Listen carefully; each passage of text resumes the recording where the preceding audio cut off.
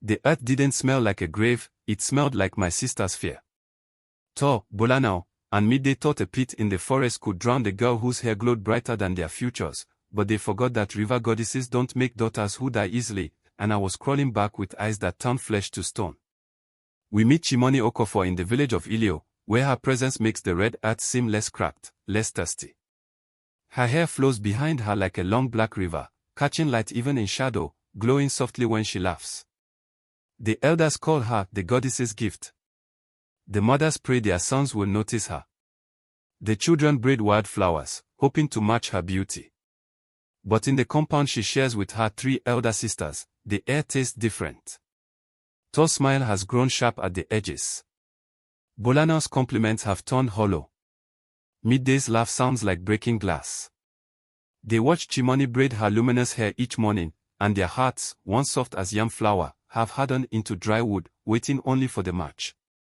Tonight, as Chimoni strings glass beads as gifts for her sisters, trying desperately to win affection she'll never receive, the 3 women huddle in whispers. Outside, festival drums announce the coming harvest celebration. Inside, her sisters are preparing to harvest something else entirely. Chimoni's birth had been a miracle witnessed by the entire village. Her mother, Mama Okafor, had been barren for 15 years, a shame whispered behind cupped hands, a curse measured in empty cradles. She'd borne 3 daughters in rapid succession, then nothing. The elders said her womb had closed like a fist. But Mama Okafor refused to accept silence as her portion. She walked to the river every dawn for 3 years, offering prayers and palm wine to the goddess who lived in the depths.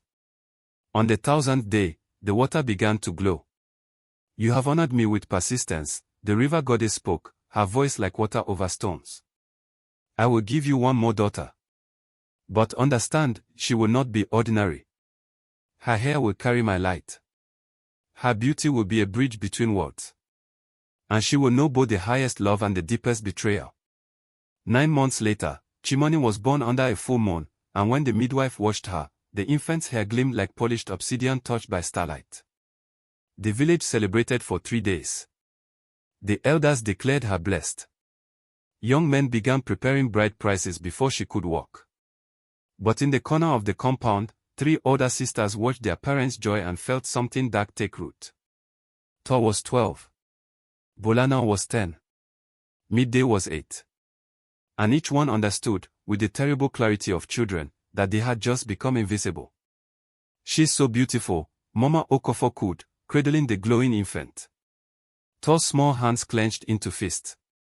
Yes, Mama. Beautiful. Even then, the seeds were planted. Even then, the pit was being dug, not in earth, but in hearts that would harden over 16 years of watching their baby sister shine while they faded into shadow. Some jealousies are born in a single moment. Others grow slowly, like poison vines, until they choke everything green. 16 years transformed seeds into thorns. Chimoni grew into the miracle the goddess promised. Her hair now fell past her waist, each strand catching light like captured moonbeams. When she walked through the village, flowers seemed to turn toward her. When she sang, birds fell silent to listen. Her sisters grew too, but into different shapes. Thor became sharp-tongued and calculating, her beauty ordinary beside Chimoni's radiance. Bolanao developed a smile that never reached her eyes, her compliments laced with barbs she pretended were jokes. Midday laughed too loud at everything, a manic sound that made children nervous. They shared a compound, but lived in different worlds. Sister, I made you this, Chimoni offered one morning, presenting Thor with a bracelet of glass beads, her own savings from helping at the market. The blue matches your eyes. Thor took it with fingers that wanted to crush. How thoughtful. Though I suppose when you're the goddess's favorite, you can afford to be generous. The words were honey hiding nails. Chimoni's smile faltered. I only wanted. We know what you want, Bolana interrupted, joining them. To remind us daily that you're special. That we're just the weeds around your flower. That's not true. You're my sisters. I love. Love, Midday's laugh cut through the courtyard like breaking pottery. She loves us. Isn't that precious? Chimoni retreated to her corner, confused and hurt. She didn't understand that for some people, kindness is an accusation. Every gift she gave was a reminder of what they lacked. Every smile was a mirror showing them their own ordinariness. That night, the three sisters met in the darkness of Thor's room. The harvest festival is in 3 days, Thor said quietly. The chief's son would choose a bride. They all knew he would choose Chimoni. The entire village knew. There's a pit, Bolana whispered. In the forest. Deep enough. Midday's laugh came softer this time, almost sad. Do we really? Yes, Thor said simply. We really do. And in the compound's corner, Chimoni slept with the glass bead still clutched in her hand, dreaming of sisters who might someday love her back. They dug for 3 days in the forest's darkest heart. The location had been chosen with terrible care, far from the village paths, hidden by thick undergrowth, near enough to the old burial grounds that screams would be dismissed as restless spirits. Thor swung the first shovel, her face set with grim determination. Deeper, she commanded. It needs to be deep enough that no one ever finds her. Bolana's hands blistered, but she didn't stop. How deep is enough? Until we can't hear her when she calls for us. The work was brutal. Red earth piled beside the growing hole, a wound in the forest floor that seemed to bleed shadows. Their backs screamed. Their palms split and bled. But every shovelful of dirt was a prayer of erasure. What if someone sees us? Midday panted, her usual laugh absent. No one comes here, Thor said. The elders say this ground is cursed. That the old gods still linger. Maybe we shouldn't, Bolana started. Shouldn't what? Thor's voice turned vicious. Let her marry the chief's son. Watch her become the village queen while we grow old as spinsters in her shadow. Watch our own children worship their aunt because she glows in the dark. The shovel bit deeper. Harder. She's our sister, Midday whispered. She stopped being our sister the day she was born glowing, Thor spat. She's a curse. The goddesses curse on us. Well, we are sending her back. By the 3rd day, the pit yawned like a throat, 12 feet deep, narrow enough that no one could climb out, dark enough to swallow hope. They stood at the edge, staring into the darkness they'd created. Now we just need the bait, Bolana said quietly. Thor smiled, and it was the most terrible thing in that cursed forest. Red flowers. Chimoni loves red flowers. We'll tell her we found a whole field of them, deep in the bush. That we wanted to surprise her. She'll believe us, Midday said. It wasn't a question. Of course she will, Thor replied. She still thinks we love her. Stupid, beautiful fool. They covered the pit with branches and leaves, camouflaging their hate with nature's own disguise. Then they walked home, their hands bloody, their hearts bloodier still. That night, Chimoni noticed her sisters seemed lighter somehow. You're all smiling, she said hopefully. Did something good happen? Oh yes, Thor said, her voice sweet as poison honey. Something wonderful. We wanted to wait until tomorrow to tell you. A surprise. Chimoni's face lit up like sunrise. A surprise. For me. For you, little sister. Just for you. And in the forest, the pit waited, patient as all graves are patient. Morning came wrapped in false promises. Close your eyes, Thor instructed as they led Chimoni into the forest. No peeking. We want this to be perfect. Chimoni obeyed, her hands clasped in her sister's grip, her heart full of hope that today, finally, they would be a real family. I can smell flowers, she said, smiling. Are they close? So close, Bolana murmured. Just a little further. The forest grew darker as they walked, but Chimoni kept her eyes shut tight, trusting the hands that held her. She didn't see Thor and Bolana exchange glances. Didn't see Midday's face crumple with last-minute doubt. Here, Thor said, stopping her. Right here.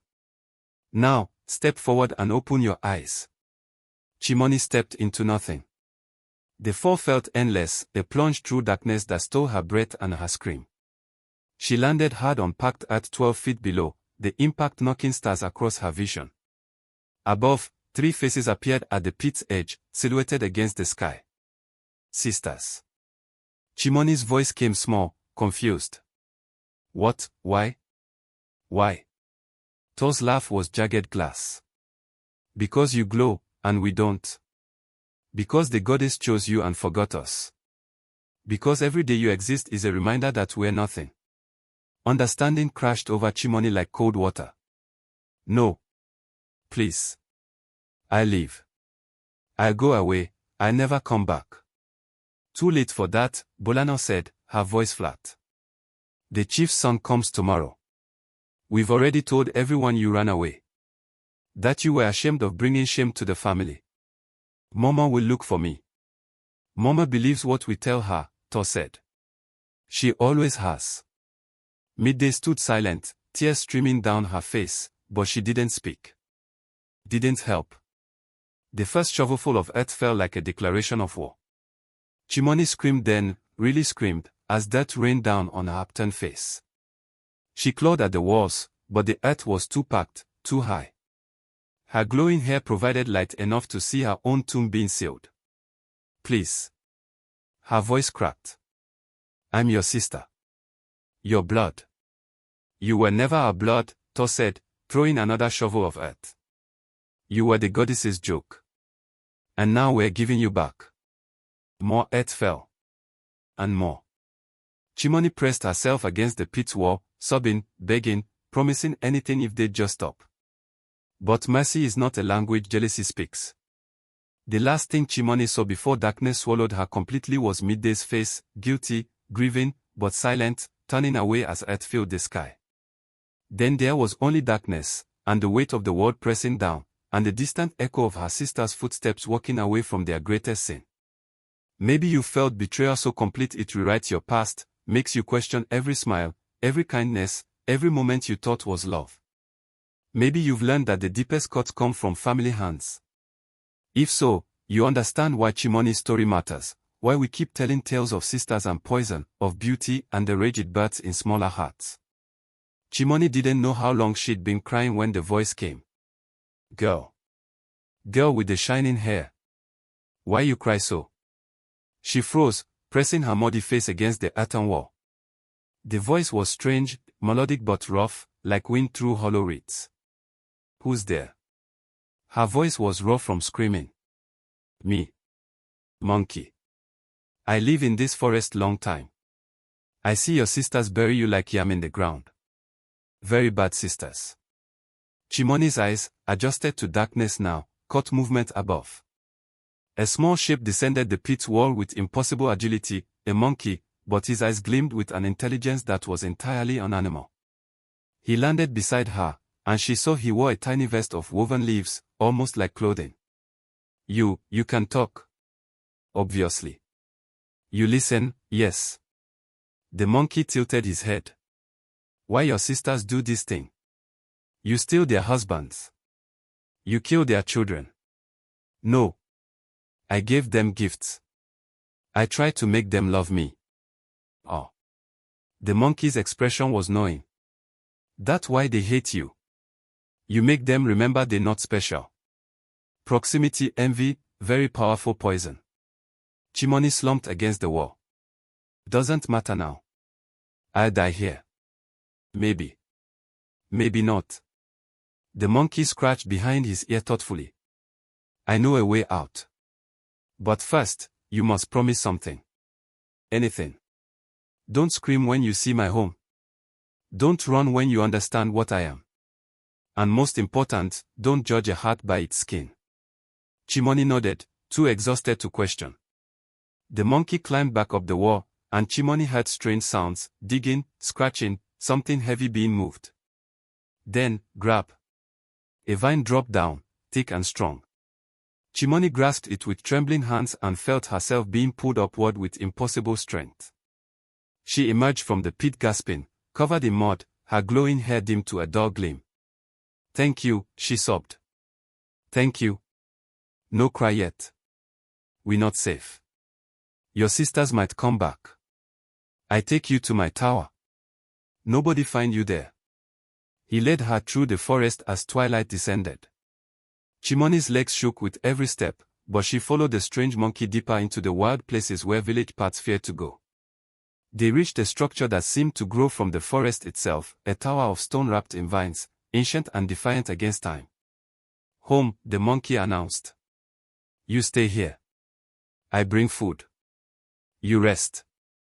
Then we talk about what you become after sisters bury you alive." Chimoni entered the tower, and for the first time since the fall, she felt the full weight of what had happened. Her sisters, her own blood, had tried to kill her. And succeeded in murdering the girl she used to be. "What I become," she repeated quietly. The monkey's eyes glowed amber in the gathering dark. "That girl with shining hair is best question. Mother has 2 children, one who dies, and one who born from the grave. Which one you want to be?" Chimoni looked at her mud-caked hands, her torn dress, her hair that had once been her pride now tangled with art and betrayal. "The second one," she whispered. "I want to be the one who crawls back." The monkey smiled, showing too many teeth. "Good. Very good. Now we begin." Life in the tower was strange and timeless, measured not in days but in lessons. The monkey, who insisted on being called simply Monkey despite Chimoni's repeated requests for his real name, proved to be an unusual but effective teacher. "First rule," he announced on our second morning, "we need signal. If I return and see danger, I give warning, hoot hoot clack. You hear that, you hide in the stone chamber. No question, no hesitation. Understand? Who would come here? Your sisters, maybe. Or worse things. Forest has many eyes."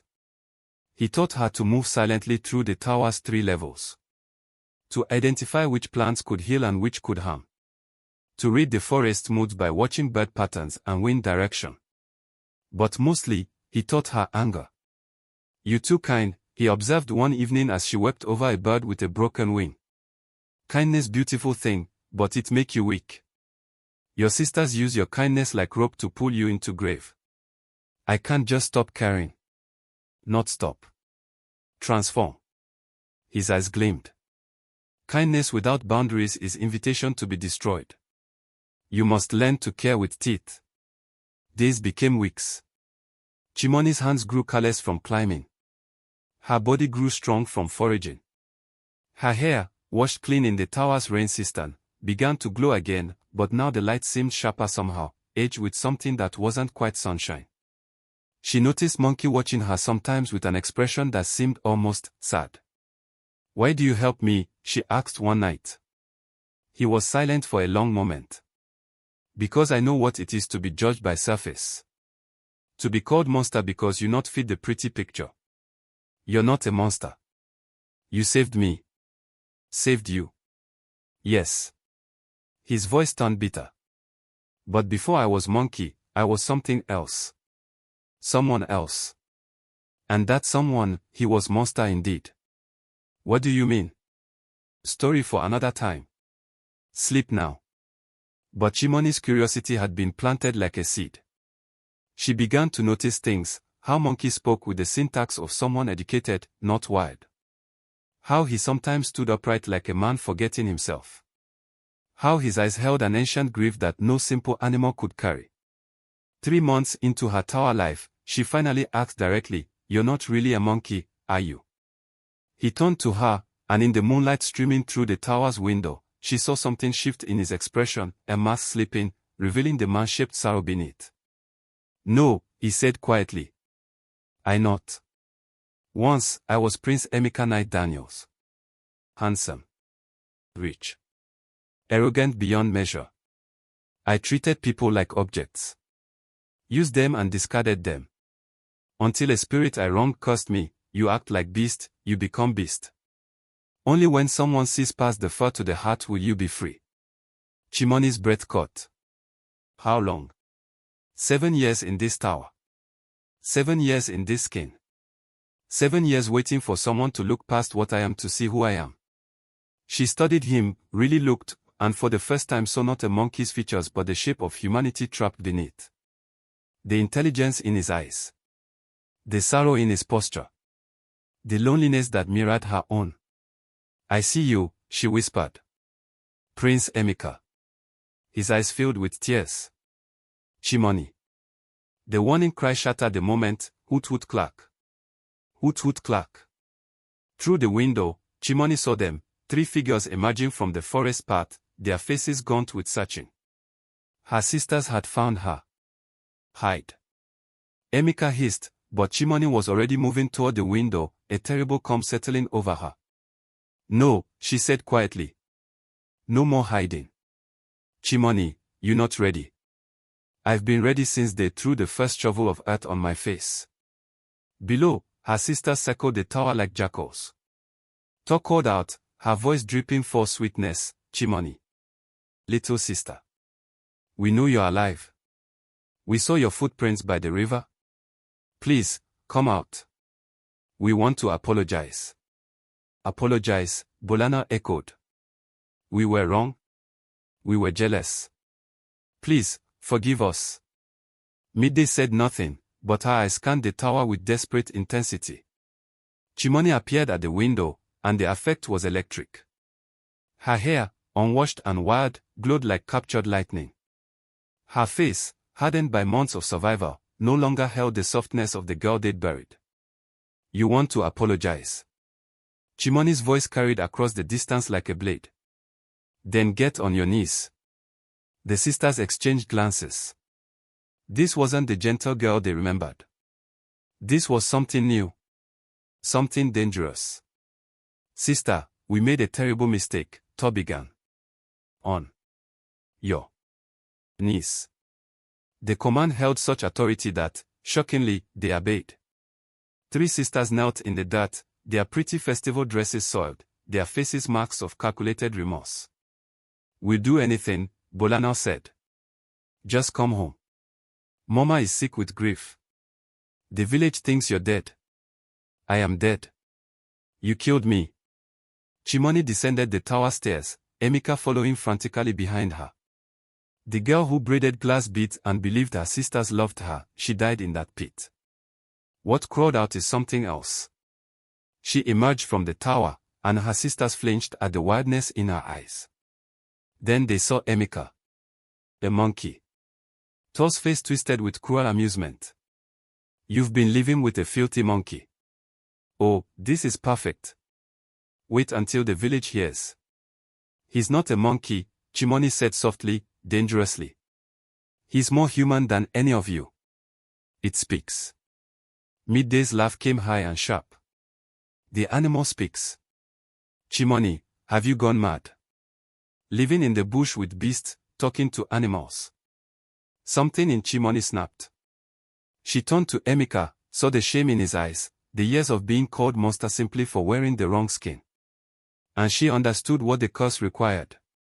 Not just seeing past the surface, but declaring that seeing, publicly, defiantly, without shame. Chimoni took Emeka's small monkey face in her hands and kissed him, not on the cheek, but fully, tenderly, the way you kiss someone you've chosen. I see you, Prince Emeka, she said against his lips. And you are worthy of love.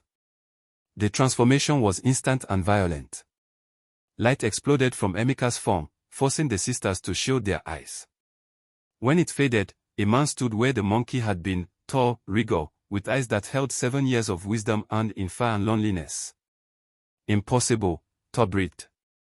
Nothing's impossible, Chimoni said, still holding Emeka's hand, his human hand, trembling in hers. You just have to see people for what they really are. The sisters stared at the prince, then at their transformed sister, and something ugly bloomed in Tor's expression. You think you've won? Tor stood slowly. You think a prince and a miracle make you untouchable? She pulled a knife from her dress, the kitchen blade, worn and sharp. If we can't bury you, Tor said, advancing, we'll bury what makes you special. She lunged for Chimoni's hair. The blade caught moonlight as it fell. Emeka moved to intercept, but Bolana grabbed his arm while Midday threw herself at his legs. They'd planned this. Come prepared for resistance. For a moment, the prince struggled against the 2 women, his newly restored human strength still uncertain after 7 years in a monkey's body. Tor's knife found its target. Chimoni screamed as her sisters held her down, as the blade sawed through her glowing hair, the goddess's gift, her identity, her mother's miracle. The strands fell like dying stars, their light dimming as they hit the earth. Not so special now, are you? Thor panted, gripping a handful of severed hair. Just another plain girl. Just like us. She released Chimoni and stepped back, admiring her work. Chimoni knelt in the dirt, shone like a criminal, her hands trembling as they touched the ragged remains of her hair. Dear, Bolana said with satisfaction. Now you're nothing. Now you're. The severed hair began to move.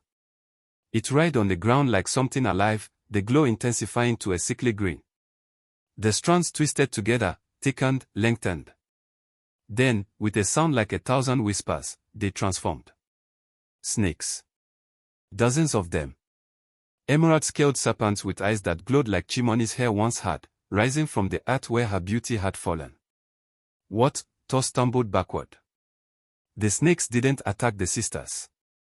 Instead, they slithered toward Chimoni, climbing her shoulders, wrapping around her neck, nesting in the space where her hair had been. They hissed in harmony, a sound like wind through gravestones. Chimoni rose slowly, and when she turned to face her sisters, her eyes had changed.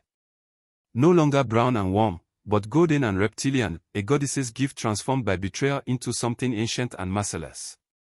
You wanted to take my beauty, Chimoni said, and her voice carried harmonics that weren't quite human.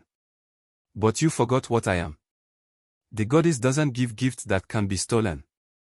She gives gifts that adapt. The snakes hissed louder, their bodies riding like a crown of vengeance. Chimoni, please, Midday whimpered, finally finding her voice. We are sorry. We are so sorry. Sorry. The word tasted like ash in Chimoni's new mouth. You buried me alive and you're sorry. You cut off my hair and you're sorry. Tell me, sister, which part are you sorry for? The attempt to murder me, or the failure? All of it. Midday sobbed. I never wanted this. I tried to stop them, I tried. By staying silent. Chimoni's golden eyes fixed on her younger sister. Silence is its own blade, Midday. It cuts just as deep. Thor, recovering from her shock, straightened her spine. You're a monster now. Exactly what you deserve to become. The village will haunt you. Dale. Look at me, Chimoni commanded. I am looking. No. Look at me. The eyes met, gold to brown, goddess touched to human poisoned. And in that gaze, Thor saw what her jealousy had birthed. Saw herself reflected in eyes that had counted every shovelful of earth, every severed strand, every moment of sisterly betrayal. Thor opened her mouth to scream. But her jaw had already frozen. The transformation crept upward from Thor's feet like frost claiming a window. Her toes turned grey, hardening to granite.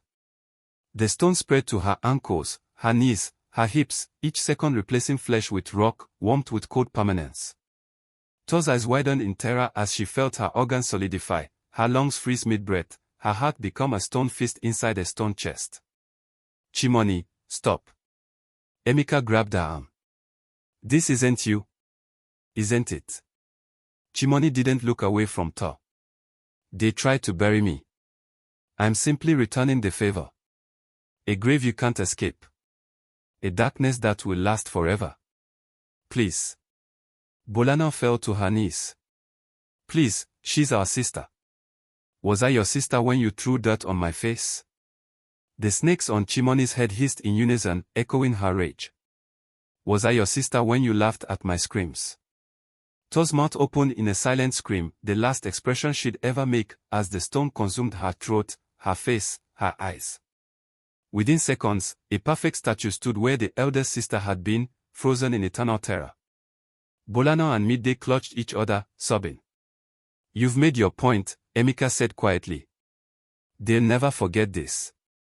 They'll live in fear of you forever. Isn't that enough? Chimoni turned to him, and for a moment, he saw something flicker in her golden eyes, doubt, perhaps. Or the ghost of the girl who'd kissed him back to humanity. Is it enough? She whispered. Will it ever be enough? She looked at her remaining sisters, cowering in the shadow of tall stone corpse. Midday wouldn't meet her eyes. Bolana wept with her face pressed to the ground. "Look at me," Chimoni commanded them. "No," they screamed in unison. "Look at me." Slowly, terrified, they raised their eyes. Chimoni let them see what she'd become, the snakes, the golden gaze, the power that hung beneath her skin like lightning waiting to strike. "I could turn you both to stone," she said softly. "End this here. Become the village's nightmare story, the girl who came back wrong and took her vengeance in blood and rock." Midday trembled. "Please." "But I won't." Chimoni stepped back, and Emeka felt her body sag slightly against him. "Because that would make me exactly what you always feared I was. A curse. A monster. Something inhuman." She gestured to tall statue. She was the architect.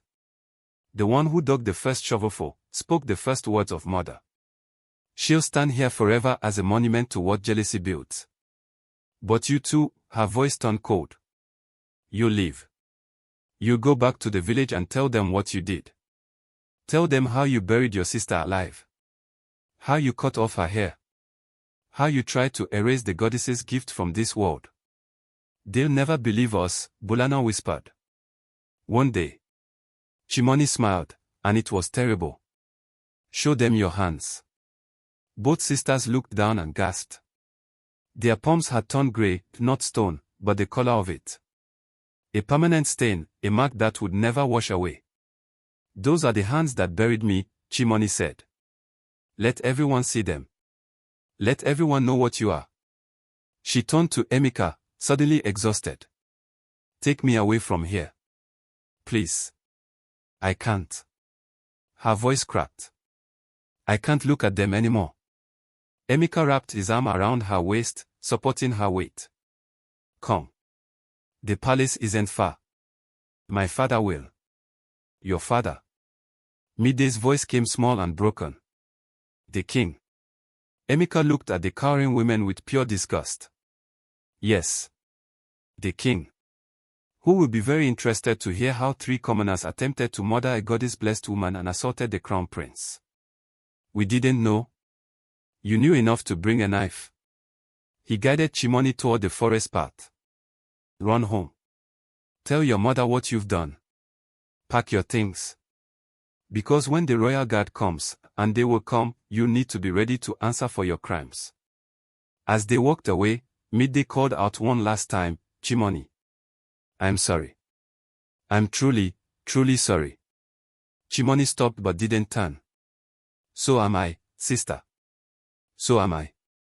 They left Bolana and Midday there in the forest, kneeling beside their stone sister, finally understanding that some betrayals echo forever, in statues, in snake crowns, in hands that carry the color of graves. The palace gates opened at dawn. King Daniel stood in the courtyard, aged by 7 years of grief, his eyes filling with tears as his son, his lost boy cursed to beast form, walked through the gates as a man again. "Father," Emeka said simply. They embraced, and the entire court wept. But their eyes kept drifting to the woman beside the prince. The girl with snakes for hair, with golden eyes that seemed to see straight through to truth. She stood proud despite the serpents crowning her head, despite the otherworldly power that made the air shimmer around her. "This," Emeka said, still holding his father, "is Chimoni Okafor. She broke my curse. She saw past the beast to find the man. And she suffered betrayals that would have destroyed anyone less strong." Chimoni knelt, but the king raised her immediately. "No. One who saves my son kneels to no one." The story spilled out, the burial, the tower, the severed hair, the transformation. The king's expression darkened with each detail, his hands clenching into fists. "These sisters," he said quietly. "Where are they now?" "One is stone," Chimoni answered. "The other 2. I let them go. I didn't want their deaths on my hands." "Mercy," the king observed, from someone who had every right to vengeance. "That speaks of character." He studied her face, the snakes that hissed softly on her head. "But you can't remain like this. The transformation will fade," a new voice interrupted. everyone turned. An old woman stood at the palace gates, her eyes reflecting water and moonlight. The river goddess, wearing mortal form. The snakes are not a curse, she said, gliding forward. They are protection. Armor grown from betrayal. But they were never meant to be permanent. She approached Chimoni, placed a weathered hand on her cheek. My daughter. You've been tested beyond what any child should endure. But you passed. You chose mercy when vengeance was easier. You saw love when the world showed you hate. The goddess turned to Emeka. And you, prince. You learned humility in fear and shame. You learned that worth is not in appearance but in action. She smiled. You're both ready now. Ready for what? Chimoni asked. For the final transformation. The one that comes not from curse or pain, but from choice. The goddess kissed Chimoni's forehead, and warmth flooded through her like summer rain. The snakes didn't disappear, instead, they transformed back into hair, falling in glossy black waves that glowed with gentle light. Her eyes returned to brown, but now they held a depth they'd never had before. The wisdom of survival. The strength of someone who died and chosen to come back. Better, the goddess said. Now you look like what you are, a woman who has walked through darkness and brought her own light. She turned to the assembled court. Chimoni Okafor is my daughter by blessing and by trial. Any who honor me will honor her. Any who harm her will answer to forces older than your kingdoms. The declaration hung in the air like law. The king bowed. The court followed. 3 months later, Chimoni married Prince Emeka in a ceremony that merged royal tradition with river blessings. She wore her hair loose and glowing, a crown of gold nestled in the goddess's gift. The village of Ilio attended, including a broken Mama Okafor, who wept and begged forgiveness her daughter was still learning to give. Bolano and Midday attended too, dressed in servants' grey, their hands still stained stone-colored. They'd confessed everything to the village, accepted their shame, and requested the only mercy the king would grant, service in the palace where their sister now lived as crown princess. They served in the shadow of a reminder, tall statue, which had been transported to the palace gardens. A monument to jealousy's final form. Chimoni saw her surviving sisters daily. Sometimes she spoke to them. Sometimes she didn't. But every day, they swept and scrubbed and carried, their grey hands a constant reminder of the grave they dug and the sisterhood climbed out of it. One evening, Midday found the courage to approach Chimoni in the garden. Will you ever forgive us? Chimoni looked at her younger sister, truly looked. Saw the genuine remorse, the years of regret, the person Midday might become if given the chance. I'm working on it, Chimoni said honestly. Some days are easier than others. Some days I still feel the dirt on my face. I understand. Do you? Chimoni's voice was gentle but firm. I hope you never truly understand what it feels like to be buried by your own blood. But I hope you remember it every day for the rest of your life. Midday nodded, tears streaming down her face. I will. I promise.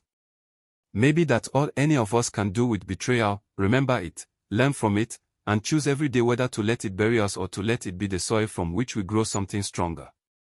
Chimoni's story, this tale of sisters and snakes, of pits and palaces, it echoes because we've all been buried by someone. And we've all had to choose, stay in the dark, or claw our way back to the light. Years later, when Chimoni became queen, she established a sanctuary for betrayed women, those cast out by family, those buried alive in different ways. She taught them what the goddess taught her, that transformation is not about becoming something new, but about becoming strong enough to be yourself in a world that tried to erase you. And every woman who walked through those sanctuary gates saw the same thing in the courtyard, a statue of a woman frozen in eternal scream, a reminder that some jealousies turn us to stone long before our bodies stop moving. But beside it stood something else, a fountain of flowing water, where Chimoni's hair glowed reflected in the pool, proving that some lights refuse to be extinguished. Some daughters of the river goddess don't drown. They learn to breathe underwater. They learn to turn their scars into armor. They learn that the best revenge is not turning your enemies to stone, it's becoming so unbreakable that their worst attempts to destroy you become the foundation of your crown. Chimoni Okafor was buried alive at 16. At 20, she was queen. And her sisters spent the rest of their lives in service to the girl they tried to erase, learning the hardest lesson of all: you can't bury a miracle. You can only make it stronger when it climbs back out.